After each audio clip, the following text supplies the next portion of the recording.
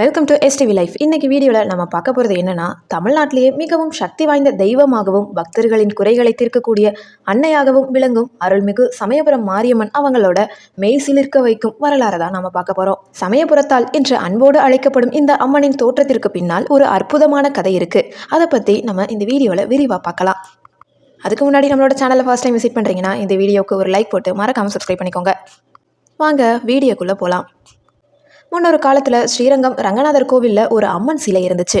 அந்த அம்மன் மிகவும் உக்கிரமான தெய்வமாக கருதப்பட்டாங்க. அந்த சிலையின் உக்கிரத்தினால் ஸ்ரீரங்கம் பகுதியில் சில கஷ்டங்கள் ஏற்பட்டதாக நம்பப்பட்டுச்சு. இதனால் அங்கே இருந்த பட்டர்கள் அந்த சிலையை வேறொரு இடத்திற்கு மாற்ற முடிவு செஞ்சாங்க. அப்படியே அந்த சிலையை சுமந்து கொண்டு திருச்சிக்கு அருகில் இருந்த கண்ணனூர் என்ற இடத்திற்கு வந்தாங்க. அங்கே ஒரு ஆச்சரியம் நடந்துச்சு. அந்த சிலையை அங்கிருந்து நகர்த்தவே முடியலை. இது அம்மனோட திருவுள்ளம் என்று உணர்ந்த மக்கள் அந்த இடத்திலேயே அம்மனை பிரதிஷ்டை செஞ்சு வழிபட ஆரம்பிச்சிட்டாங்க. சமயம் பார்த்து வந்து அமர்ந்த அன்னை என்பதால் அந்த ஊருக்கு சமயபுரம் என்ற பெயர் வந்ததாக சொல்லப்படுது. விஜயநகர மன்னர்கள் காலத்தில்தான் இந்த அம்மனுக்கு மிகப்பெரிய கோவில் கட்டப்பட்டது என்பது வரலாற்று செய்தி. சமயபுரம் மாரியம்மன் கோவிலில் இருக்கக்கூடிய மூலவர் சிலை மண்ணால் ஆனது.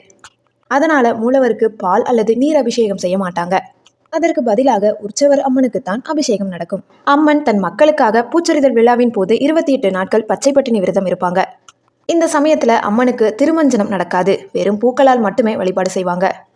கண் சம்பந்தப்பட்ட நோய்கள் அல்லது மற்ற உடல் உபாதைகள் தீர இங்கே வந்து கண்மலர் வாங்கி காணிக்கையா செலுத்துறது பக்தர்களோட பெரிய நம்பிக்கை. நம்பிக்கையோடு வந்து கும்பிடுற பக்தர்களுக்கு சமயபுரத்தால் கண்டிப்பா நல்ல ஒரு வழி காட்டுவாங்க.